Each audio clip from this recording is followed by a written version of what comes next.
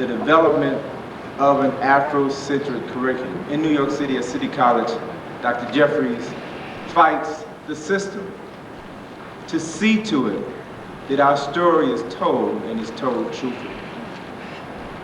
I would like to introduce you to Dr. Leonard Jefferies, Jr.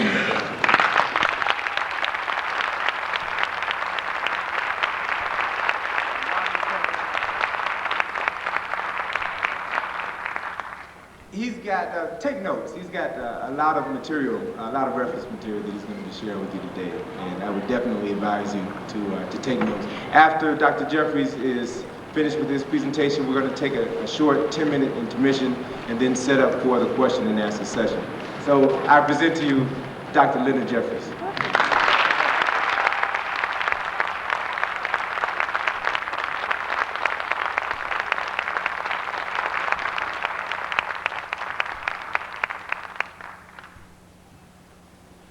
Hotep, brothers and sisters.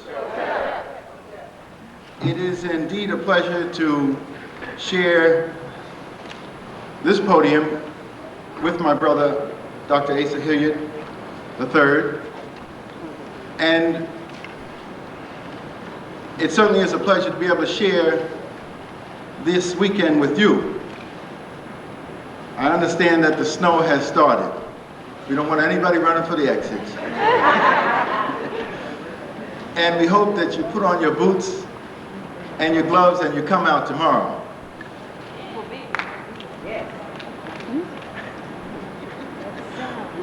We hope that you come out tomorrow because we will be continuing. The way the program was set up today, we were to critique seriously the miseducation process, and then tomorrow deal with how African peoples should be educating themselves, so that today and tomorrow fit together. And so we hope that you'll be able to participate in both sessions. And tell your friends and family to come out.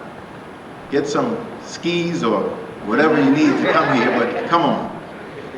Asa said if there's a place that he didn't mind being snowed in, it's Washington, D.C. And since his daughter and family are here, I'm sure he's very comfortable.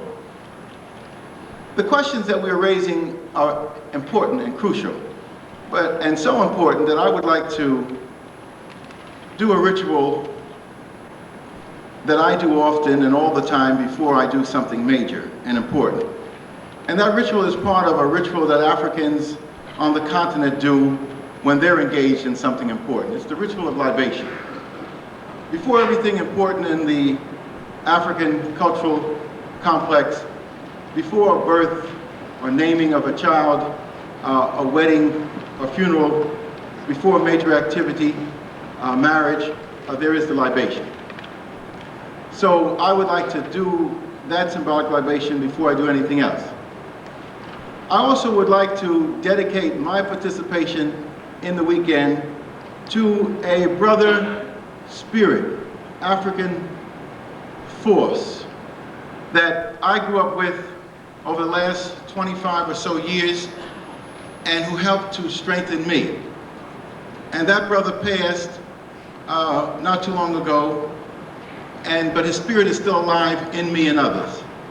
And I'm referring to my friend, the Reverend John Kennard, who was the head of the Anacostia Neighborhood Team. John and I were involved in Africanizing early on, along with a young African spirit from Harlem who became my wife. And Rosalind Jefferies was able to go, she was Rosalind Robinson at that time, she was able to go to Africa in 1960, the summer of 1960, to Nigeria, before Nigeria became independent. John and I got a chance to go, myself in 61, John in 62. And we became bonded around the African experience. And so that is one of the major growth factors in my development and an important reason why I can stand here and participate with Dr. Hilliard and others in this program. Now the African libation, and as I said, I want to dedicate this to that spirit force, John Kennard, who is still speaking to me. I have his picture looking down at me as I go to sleep. I wake up looking at it. He's my conscience. He's an important factor in my accountability. He was always able to tell me, nigga, you ain't doing right. This is the Reverend John Kennard. He was very down to earth. And his family is a special force now in my life. Because I told Marge, you lost John physically, and the rest of us are going to have to come closer to you to help you raise those children. But Marge is a special power in and of herself. She represents the African female principle. And when they had his funeral and wake, she refused to let that become part of a sad process. It was an African celebration. And when she stood before that massive crowd, standing room only, turn away crowd, she said, this is the family of John Kennard. And she introduced herself and her daughters. And she told people that she had 25 years of a wonderful African experience. Both John and myself at this time, and Marge and Rosalind should be celebrating our 25th anniversary. He hooked up Marge and tied the knot tight as could be November the 14th, 1964. I was in his wedding. And 2 weeks later, I took a big rope and chain and bound myself to Rosalind Jefferies, November the 29th. So you talk about 25 years of an African spirit force that these two families had. In the African tradition, the leader who initiates the libation calls for participation from the African community. So as the water is poured to the ground so that the ancestral forces and spirits and the God force of the universe can join us in our activities, we expect you to participate and acknowledge that which is being done. And so you can participate in several ways. As the water is poured to the ground, you can respond in the African idiom of Africans from the Yoruba civilization and say Ashe. Or you can respond in Africans from the Afrikan civilization of Ghana and Ivory Coast and say Yao. Or you can respond in a Kemetic idiom and say Hotep. We want everybody, and whatever other African language you wish to add. But we really want everybody to fully participate as an African community, and we don't want anybody sitting there acting like Negroes without anything to say.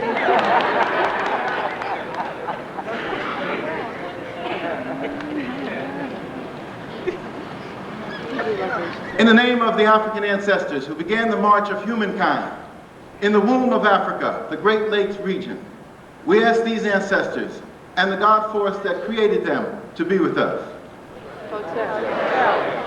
In the name of those African ancestors who began the march of humankind in the womb of Africa and marched down that cultural umbilical cord of world culture and civilization, the Nile, and laid the foundations for culture and civilization of the world, we ask these ancestors to be with us.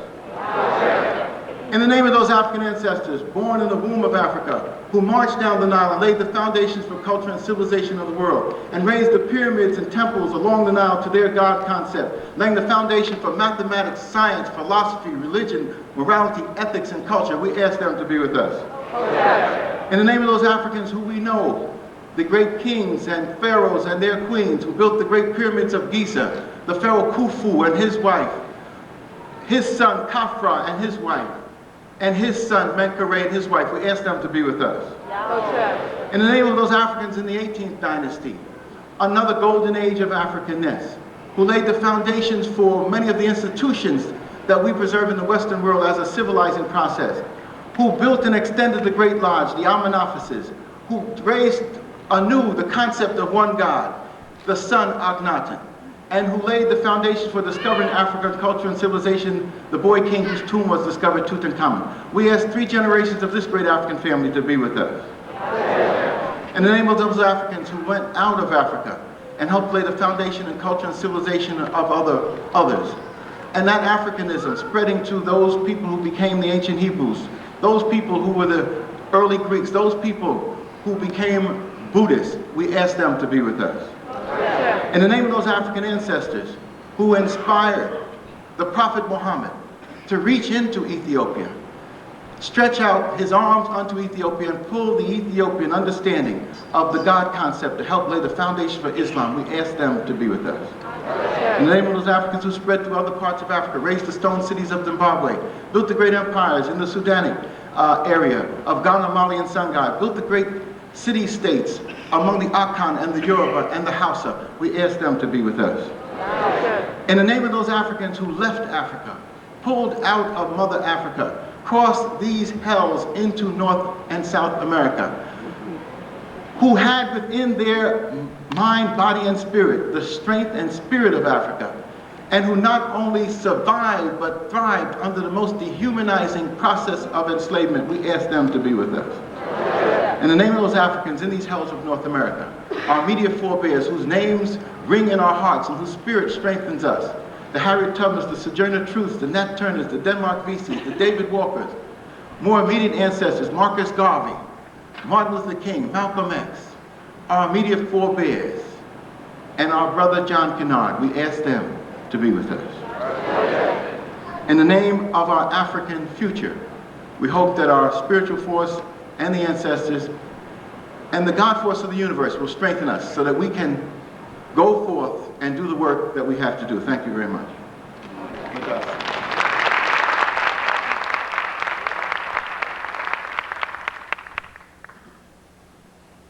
If there's one thing that I do appreciate about the students who helped to organize the Free Your Mind series and Brother Tony Browder and his collection and collectivity of Africans, if there's one thing I appreciate is to bring me together with my brother Asa Hilliard.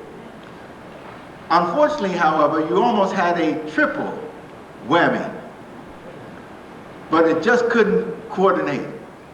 Dr. Naeem Akbar is in town. And this university, we would have raised the roof if the three of us was up on this stage. But the two of us are going to act like pillars of African strength and try to raise the roof. Asa is one of those African spirits that has inspired me because of the work that he has been doing. And he does it with such grace and with such finesse. He does it in such a way to seduce you. Even the most rabid racists have to look up and listen. And so we seem to represent what I call the African law of opposites. Asa, while seducing you and getting his message across, has a different approach than Glenn Jefferies' Dr. J. I like to come in and zap your behind. And it's not that I don't want to have the seductive processes of being genteel and logical and reasonable, but it's not my fault, really. It's that African Holy Ghost that gets a hold of me and says, do it. Do the right African thing. So we represent a continuity and a complementarity. The best, I think, in the African tradition of the laws of opposite complements. And so I'm very glad to be standing here where my brother stood. I'm very glad that he was able to deal with an area of expertise that he has and many of us don't have. Dealing with what I call a microanalysis of that which we need to understand about the education process. A microanalysis that deals with the most important aspect of the education process, the young mind that's being developed. And his attempt to lay out for you what is needed in terms of understanding the true miseducation process was an extraordinary effort. And I hope you fully appreciated that which the brother laid out. What I hope to do to complement what he is doing and what he has done is to deal with what I call a macro analysis of the aspects of miseducation that we have to fully understand. And that macro analysis will deal with the whole question of systems analysis as they impact on our true development in our education. And the systems analysis will lead us to focus in on processes and concepts and how they interrelate as systems. And the major concept that I wish to lay out for you is the concept of socialization. Socialization, how one gets their beliefs, their values, their role models, their patterns of behavior, how one becomes what one is to become.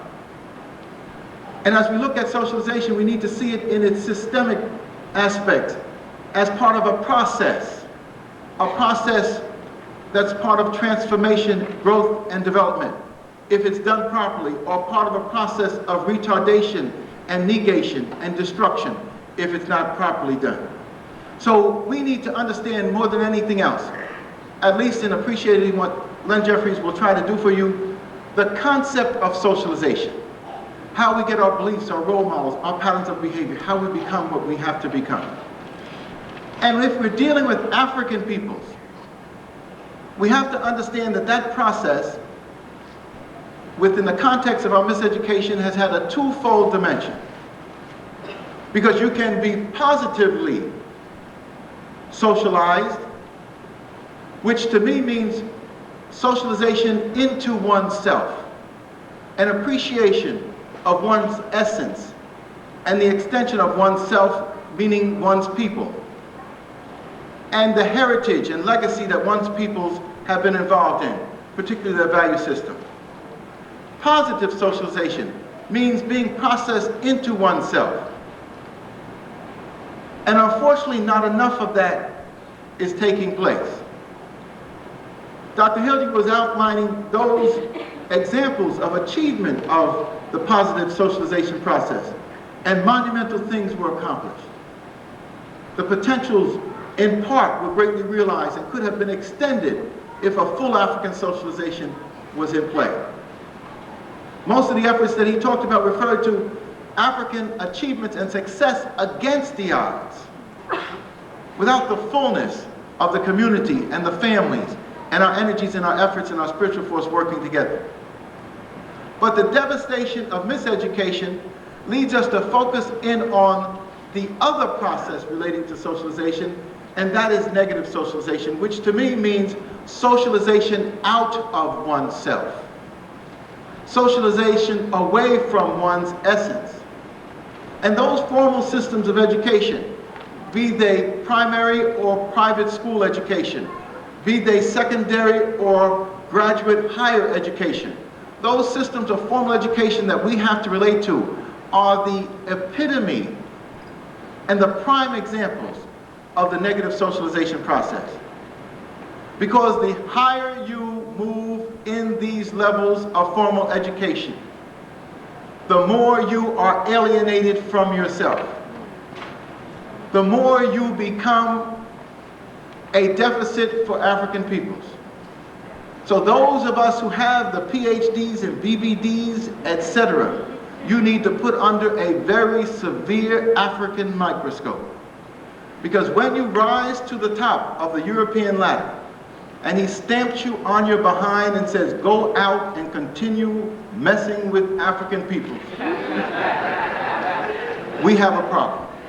That's why Brother Asa was saying that you got a real dilemma when you have one of these youngsters who has gone through the process and has 1,200 on the SATs and thinks that he is it, and there has not been a serious Africanizing of the brother or sister, we are in trouble.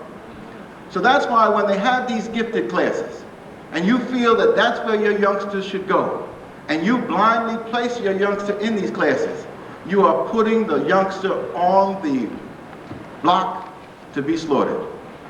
Mental genocide is what the educational process is all about. That's the capstone of European socialization. So we have to seriously recognize that. That's why when I try to lay out my understanding of the process of miseducation, I create that duality or that polarity, because the Africans building their systems of culture and raising and high culture based them on the laws of opposites, understanding the laws of nature. And so I try to deal with the duality principle. And I've seen that in my own life, that the education that I've gotten through the public sector, the formal structures in Newark, New Jersey schools, where they were still teaching, even poor whites and blacks. We mastered reading and writing and calculations. And when I went to Barringer High School, it was one of the best high schools around. They were still educating in the European sense there. And then I went on to Lafayette College in the 50s, and that's, most of you don't, kind of young, so you don't understand. The 50s was when we were supposed to integrate. Those of us that were recognized to have a little capacity, they gave us 12 schools and they said, here, go integrate them. Princeton, Brown, Hamilton, Penn, schools I never heard of. I went to Lafayette College because of the two black youngsters at Lafayette College. One was Sonny Green, a kid who grew up with me on the streets of Newark, New Jersey. So I didn't go for no status of Penn or Brown or anywhere else where I got these fellowships and scholarships. I went where I had a buddy because I knew I needed some bonding to survive the situation. But Lafayette College, a pseudo-Ivy League school, I completed that process and then capped that off by going to Europe and studying at the University of Lausanne in Switzerland with the elite of the world. And not studying English and studying in French. And so as I kicked butt in high school and kicked butt in college at Lafayette, I had to kick butt in Switzerland at the University of Lausanne. And I had to do it, and I did it. Je parle très bien le français, presque comme le français. En effet, mes études de doctorat étaient faites dans la langue française. So this poor boy from Newark, New Jersey had to master the European language in Europe and kick butt with the elite of the world. And then I went on to Columbia University for master's and PhD. That's what I call my $1 million white boy miseducation. And we have to understand the significance of what I'm trying to design for you. That $1 million white boy education from the first grade, kindergarten, when they were bombarding us with images of black Sambo. And I can still taste black Sambo running around that tree, turning into butter. It was as if it was yesterday. I can still remember in the 4th and 5th grade when they showed pictures of Africa with the Ubangi people, with the plate in the upper lip and the large plate in the lower lip. And when I saw those images, I moved closer to Billy Curran, my little Irish friend, and Michael Jacobson, my little Jewish friend, and Anthony Serrano, my little Italian friend, and I separated myself from Africa. And as I began to grow into my high school situation and asked Mrs. Swartz, one of these miseducated white teachers, about blacks that had fought in the Civil War. Because when they were teaching the Civil War, the history book we had was the History of America by John Seville Muzzy. And there was not one sentence in the book positive about black people. They didn't even mention Booker T. Washington and George Washington Carver. And the period that they did talk about black folks was in the Reconstruction period, and they described it a period of black misrule. And I challenged the teacher and said, didn't blacks fight in the Civil War? Because as I grew up, my mother had given me these books that I saw black soldiers, knew they had fought in the Civil War, but of course Mrs. Swartz had said, it must be communist propaganda. This is 1954 at the height of the McCarthy period, a move designed to mess with my psyche.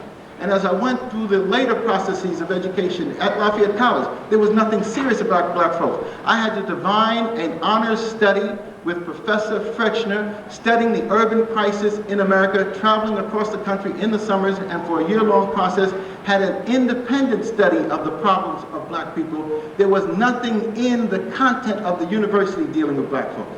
And when I went on to Europe, I discovered that the miseducation process is not just something in America, it's international. Because when I was in Europe, I was alone. There was a lot of people I thought were black, but I had a problem. When I saw a black person, and if you're in Switzerland, you're tired of seeing white people. They're everywhere. And so when you see a black folk, you run up to them with your heart pounding for some little brotherhood or sisterhood. And as I ran up to these folks, saying, brother, how are you doing? Who are you? Where are you from? And the brother looked at me and in a cold-blooded stare said, Je suis français. Je viens de Senegal. I'm French. I come from Senegal. So then I was thrown off a little bit because he didn't look kind of French to me. He didn't fit the mold, you know. I know the French were like de Gaulle. You know, de Gaulle never did have any lips. You know, de Gaulle just had a little slit here. This brother had some big lips hanging down like that. Lips full, nose wide, a lot of hair, tight hair. So, you know, I was thrown off. But as I met other brothers that looked like him, I got the same response, je suis français. So I gave up on black people in Europe. But then when I saw a light-skinned brother, I said, oh, maybe I got a chance now. And I started reaching out for these light-skinned ones because, you know, although my brother and I come out of the same African womb of Mrs. Leonard Jefferies, I came out, you know, with a lot of melanin, and my brother came out a lot lighter. So I was seeing brothers in these light-skinned dudes, and so my heart went a-pounding. I gave up on the darkies, and my heart went a-pounding looking for these lighties. And grab up on one of the ladies and grab them and say, how you doing, brother? You know, where you from? Who are you? Je suis français. Je suis français, je viens de Martinique and de Guadeloupe. Je viens de Haiti. In other words, it was a mind-blowing thing to see throughout Europe, African peoples who had been taken out of themselves, had been socialized out of Africanness. And these were true Africans. I mean, their noses were full. Their lips was, you know, you could do a lot with those lips. You know, they could not get into Jordache jeans. They had a full African exposure all around. But the mind was gone. And they had been socialized into thinking that to be someone and have self-esteem, it had to be out of Africa. So that's the extent of the socialization. But we're not just talking about what happens in PS 21 here. We're talking about what has happened universally to African peoples in terms of miseducation. And the greatest shock I had was recent. The capstone, this other thing I'm talking to you about. And that was in Brazil, where you have the largest African nation in the world, I believe. They have more than 100 million Brazilians, so they're larger in population than Nigeria. And they have this rich African culture. The Yoruba religions and the Condemblé and the food and the dress and the language and the heritage and history of struggle. But something happened along the road after enslavement to the mind of the African Brazilian. And their minds have been taken from them. And so Brazil is a shock because it is clear that although they are African in most dimensions that one would measure, an African consciousness does not exist in Brazil. An African sense of self, an African sense of purpose, a continuity of the African understanding of the world is not in Brazil. And what has been placed instead of Africanness is a concept of mulattoization. Moving from blackness into mulattoness into whiteness is the supreme standard in Brazil. It's an ultimate tragedy. So as we bond ourselves as African peoples and we attempt to build together, we have to understand the extent at which we have been taken out of self in order to re-socialize ourselves into Africanness. And we can't do it unless it is an uncompromising Africanness. You can't stop at achieving Negro-ness. That is not going to do it because that standard is the standard that the white